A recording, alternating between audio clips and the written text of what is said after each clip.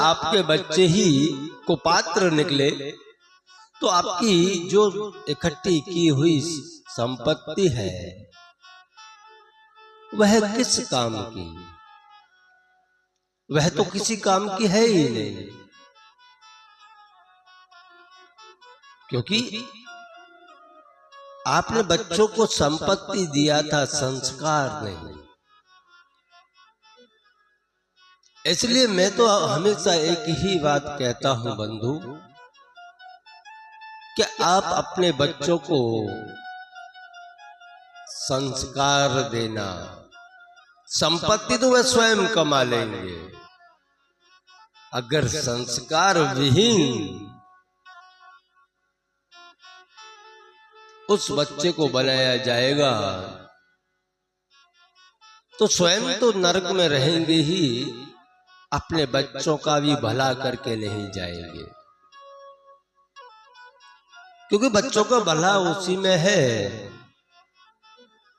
कि उनके पास संस्कार हो, अपने धर्म के प्रति एक भाव हो।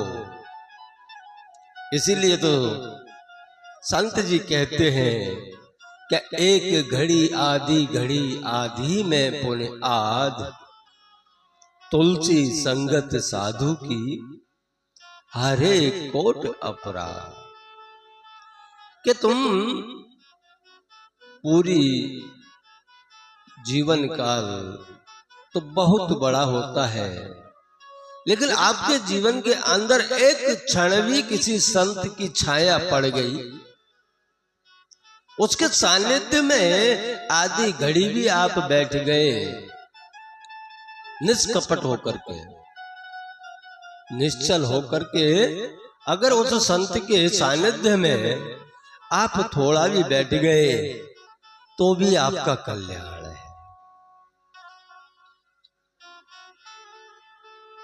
क्योंकि संतों के पास में पहुंचने के बाद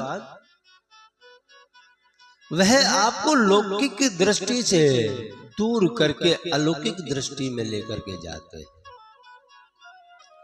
आपको बताते हैं कि आप 84 लाख जन्मों से भटक भटक करके आए हो और आपको जाना कहां है। आपको आपकी मंजिल के बारे में बताते हैं। इसीलिए संतों का सानिध्य, प्रभु श्री राम जी के समीप रहने का सानिध्य हर किसी को प्राप्त करना चाहिए। उसमें तुलसीदास जी महाराज फिर राम कथा की महात्म को आगे बढ़ाते हुए कह रहे हैं, क्योंकि स्वाभाविक सी बात है, हम किसी भी कार्य को करने जाएं तो उसके अंदर स्वयं का स्वार्थ तो पहले ढूंढते हैं। तो तुलसीदास जी महाराज कह रहे हैं कि ये तुलसीदास रामचरितमानस, राम जी की कथा हमें क्यों करनी चाहिए, उसका लाभ क्या है। एक तो अपने अंतःकरण को शुद्ध करना, उसको सुख पहुंचाना प्रथम लाभ है। दूसरा, अगर इसका गुणगान किया जाए तो हमारे मन को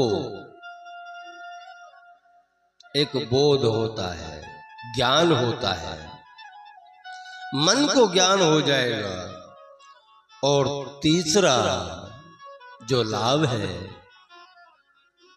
वह लाभ इतना है कि मैं मेरी वाणी को प्रभु श्री राम जी के गुणगान करते करते पवित्र कर रहा हूं। यह 3 लाभ तो मुख्य है। और सांसारिक लोगों के लिए खाली इतना तुलसीदास जी ने कहा है कि जो परलोक यहाँ सुख चाहिए, कि जिसको परलोक में भी सुख चाहिए और इस लोक में भी सुख चाहिए, तो उसको प्रभु श्री राम जी का गुणगान करना चाहिए, कथाओं का रसपान करना चाहिए।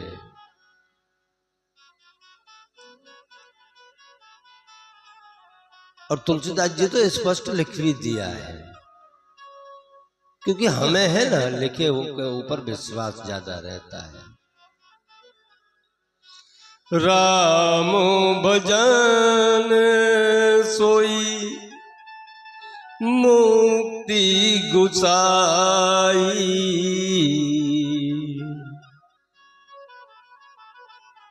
के राम जी के भजन में मुक्ति है।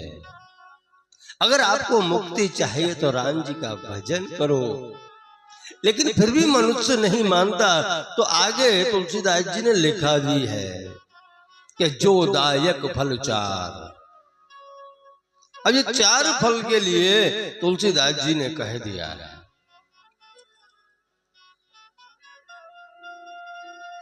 कि जिसको 4 सुख चाहिए उसको राम कथा का श्रवण करना चाहिए, अध्ययन करना चाहिए, ताकि उसके जीवन काल के अंदर उसको सब कुछ प्राप्त हो जाए। धर्म, अर्थ, काम और मोक्ष, ये 4 फल मुख्य हैं मनुष्य जीवन के। ये 4 फल मुख्य हैं। अगर आप धर्म को पकड़ करके रखोगे तो अर्थ तो अपने आप आ ही जाएगा। धर्म से कमाया हुआ अर्थ यानी धन, वो शुभ कार्यों में ही लगाया जा सकता है। आपको धर्म पकड़ोगे तो धन मिलेगा, और उस धन से अपने बच्चों को संस्कार देते हुए अपना जीवन यापन करेंगे। तो उसमें काम भी है, क्योंकि आपकी पीढ़ी दर पीढ़ी आगे बढ़ाने के लिए काम की भी जरूरत पड़ती है।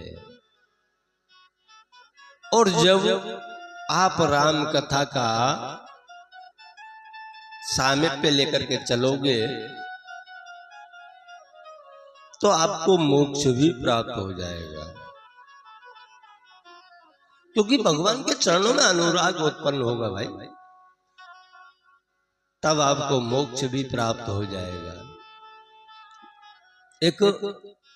क्योंकि आप किसी भी कार्य को करोगे ना तो संपूर्ण कार्य होगा, अधूरा कार्य नहीं हो सकता। एक रेलवे स्टेशन पर एक बुजुर्ग रामायण हाथ में लेकर के बेंच पर बैठा हुआ राम कथा का अध्ययन कर रहा था। तभी वहां पर एक नवयुवान दंपत्ति, दोनों पति पत्नी आए, और वह नवयुवान थोड़ा पढ़ा लिखा था। उसने आकर के बुजुर्ग से कहा कि बाप जी क्या पढ़ रहे हो? तो उस बुजुर्ग ने खाली इतना जवाब दिया कि भाई मैं रामायण पढ़ रहा हूं। उस नवयुवक ने उस बुजुर्ग से कहा कि ये 450 वर्ष पुरानी एक कविता तुम आज भी पढ़ रहे हो, जबकि संसार के अंदर बहुत नई नई नवल कथाएं आ गई हैं। उनको छोड़ करके आज भी आप रामायण पकड़ करके बैठे हो, आप कितने पीछे जी रहे हो।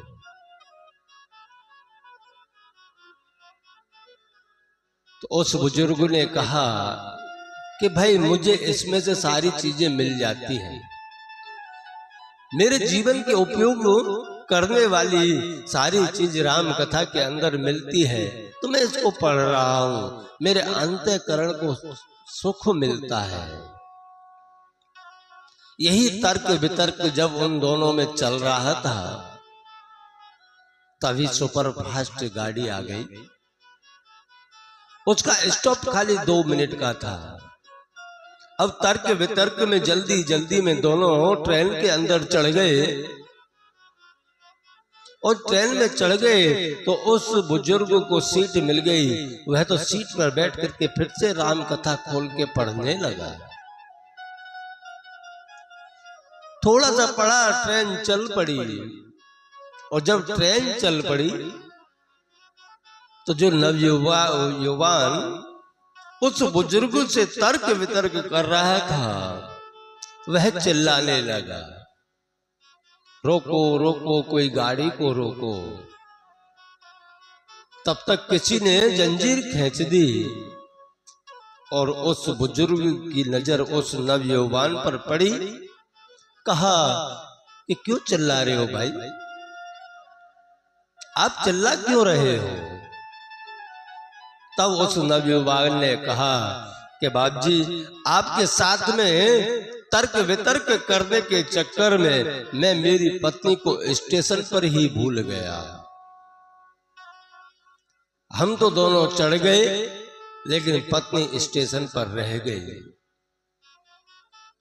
तब उस बुजुर्ग ने खाली इतना कहा कि बंधु, अगर तुमने जो राम कथा पढ़ी हो, आपने जो राम कथा एक बार भी पढ़ ली होती तो आज आपकी पत्नी स्टेशन पर पड़ी नहीं रहती। तब उस नबीवाल ने खाली इतना ही पूछा कि बाप जी, ये बात भी राम कथा में लिखी है? तो बुजुर्ग ने कहा कि हाँ बंधु, यह भी राम कथा के अंदर लिखा है। कि कहाँ लिखा है? तब कहा कि प्रिय चढ़ई चढ़ऊ रगराई। कि राम जी जब वन को जा रहे थे तो नाव में बैठते समय सर्वप्रथम स्वयं की भार्या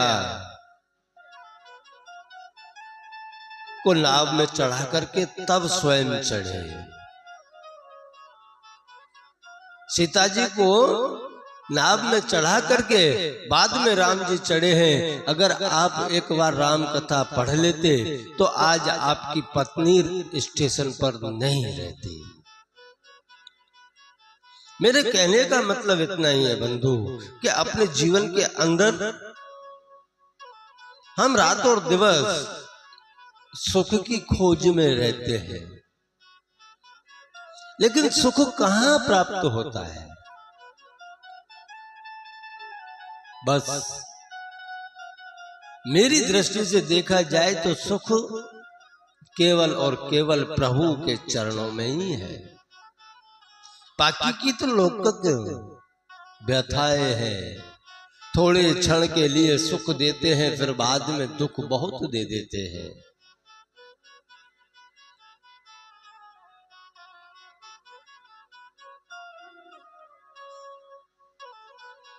क्योंकि हमें राम कथा के बारे में जो जानना है, एक रामचरित्र मानस एक सरोवर समझ सकते हो। एक सरोवर नीलगिर पर्वत पर है, जिसको मानसरोवर बोलते हैं। उसमें जीव को फिसल के गिरने का डर रहता है, उसमें फिसलने का डर रहता है, उसमें कभी तर नहीं सकता। और एक रामचरित्र मानस सरोवर है, इसमें तो जो गिर गया, जो पड़ गया, वह तर जाता है। इसलिए 400 वर्ष पुरानी राम कथा,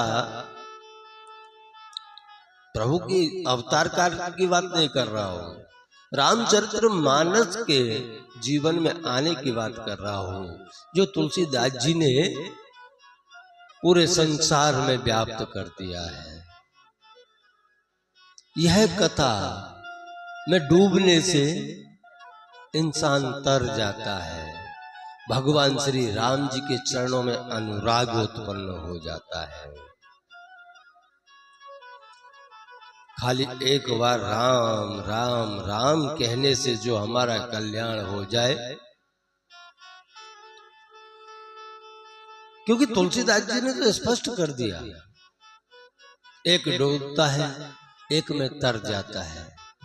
एक समय की बात है,